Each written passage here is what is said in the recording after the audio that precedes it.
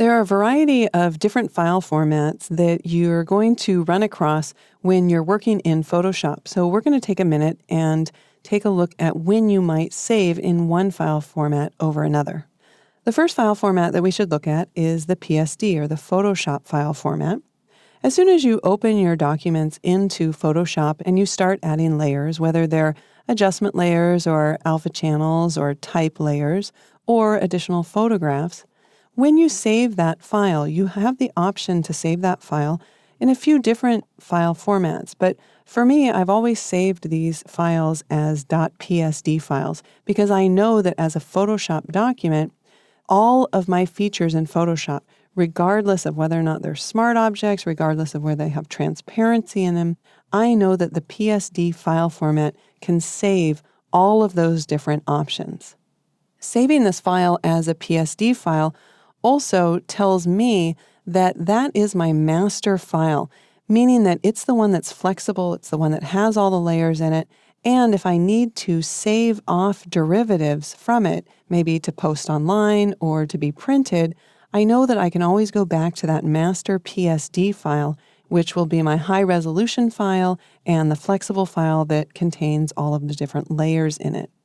Now, if you are saving as a PSD file, Photoshop will ask you if you want to save with maximum compatibility, and I would suggest that you do this, especially if you're working with a product such as Lightroom or really any other product that doesn't support layers, because in order to display a PSD file in one of these other products like Lightroom or like After Effects, you'll want to make sure that you save this flattened version. That's what the Maximize Compatibility does. It saves both the layered document as well as the flattened document in a single PSD file.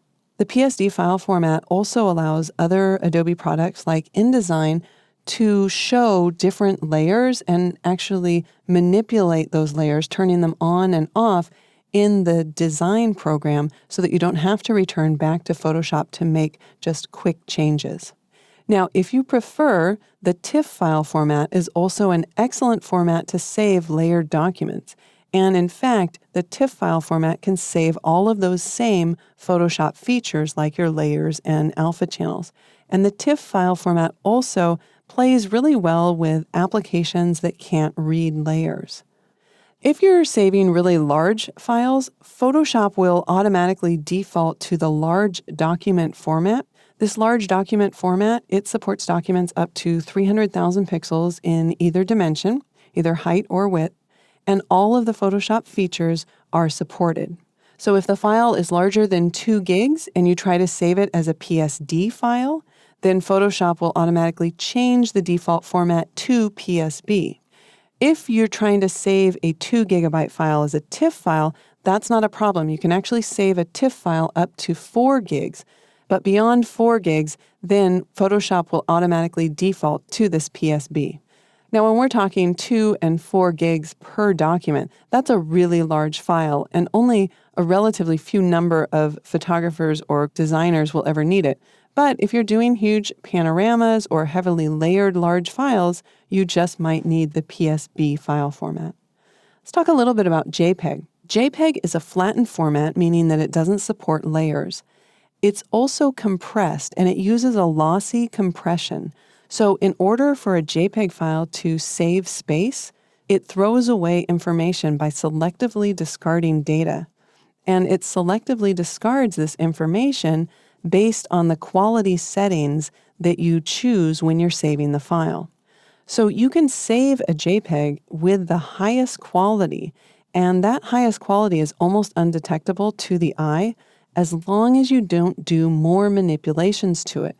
As soon as you start to make a big change to a JPEG file, that file starts breaking down and you'll start getting banding in it and you'll see compression artifacting. However, JPEG is one of the most commonly used files, and it's especially useful when you're trying to send smaller files online, whether you're trying to send them to a lab to get printed, or if you're trying to send them to a client via email, or even if you're posting them online.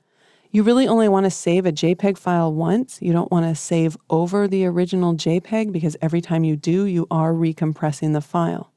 And JPEG, you should know, cannot have transparency.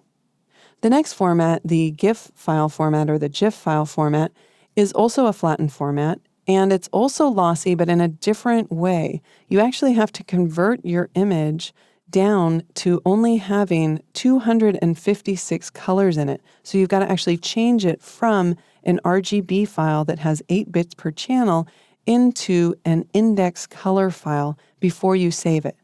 Now, this is most commonly used for a graphic like a logo, and the benefit is that it does support transparency, but it only supports one level of transparency. So the pixels will either be on or off, which means that if you have a nice rounded circle in your logo, you're probably going to get a little bit of pixelization or jagged edges around that circle, because again, the transparency only has one level, on or off.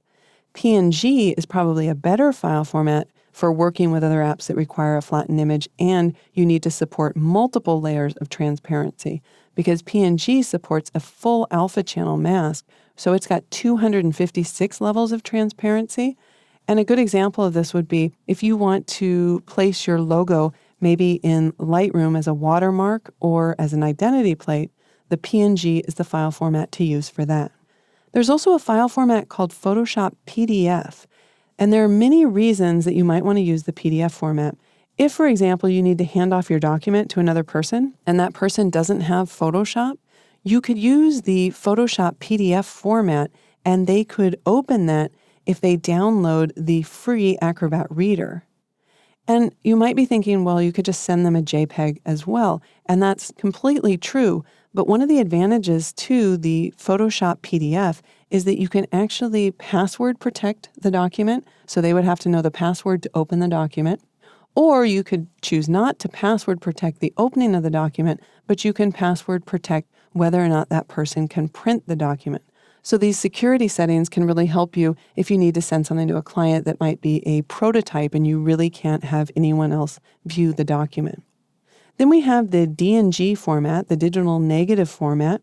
This is a RAW file format, and it's an openly documented, openly licensed archival format for your RAW captures.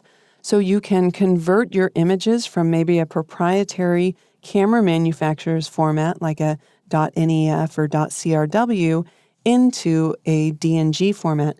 And the benefit there is that hopefully in the future, those files will be supported, 100 years from now because it's this openly documented format. Now, I don't want anyone to be confused. When you're in Photoshop and you go to save a file, there is a format called Photoshop RAW, but this is not the same as the DNG file format. You do not want to save your layered files in Photoshop in the Photoshop RAW format. Just save them out as PSD files and ignore that Photoshop RAW. So that wraps up this overview of the most important file formats that you'll run across while you're working in Photoshop and why you would choose to save in one format over another.